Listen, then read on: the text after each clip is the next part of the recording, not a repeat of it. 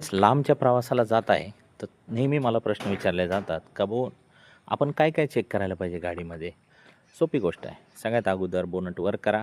त्याच्यामध्ये इंजन ऑइलची जी लेवल आहे, ती बरोबर त्याच्यामध्ये एक मार्किंग असते. त्या मार्किंगपर्यंत इंजन ऑइल लेवल आहे का? त्याच्यानंतर पाणी, जसं आपल्या शरीराला जसं पाणी गरजेचं आहे, तसंच गाडीला देखील कूलंट गरजेचं आहे. बरेच लोकं काय करतात, कूलंटच्या ऐवजी त्याच्यामध्ये पाणी टाकतात. पाणी हे चांगलं नसतं गाडीसाठी. एक विशेष मात्रेपर्यंत पाहिजे, पण कूलंट पाहिजे त्याच्यामध्ये. कूलंट भेटतो. गिअर ऑइल चेक करा, ब्रेकचं ऑइल चेक करा. त्याच्यानंतर चारी टायरमधली हवा चेक करा. हे सगळ्या गोष्टी व्यवस्थित असतील, तर एकदा लांबचा प्रवास करायच्या अगोदर एक 2-3 किलोमीटरची टेस्ट ड्राईव्ह मारून या. ज्याच्यामध्ये क्लच, ब्रेक, त्याच्यानंतर पुढचं जे फोकस, हेडलाईट आहे, ते व्यवस्थित चेक करा. जर तुमची लाईट कमी असेल, तर तुम्हाला प्रॉब्लेम येऊ शकतो. जर पावसाचे दिवस असतील, तर वायपर देखील चेक करून घ्या.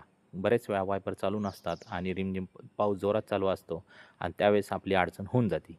एखादी मित्राची गाडी तुम्ही घेताय, तर ह्या गोष्टी एकदम बेसिक मिनिमम ह्या गोष्टी तुम्ही चेक केल्या पाहिजे.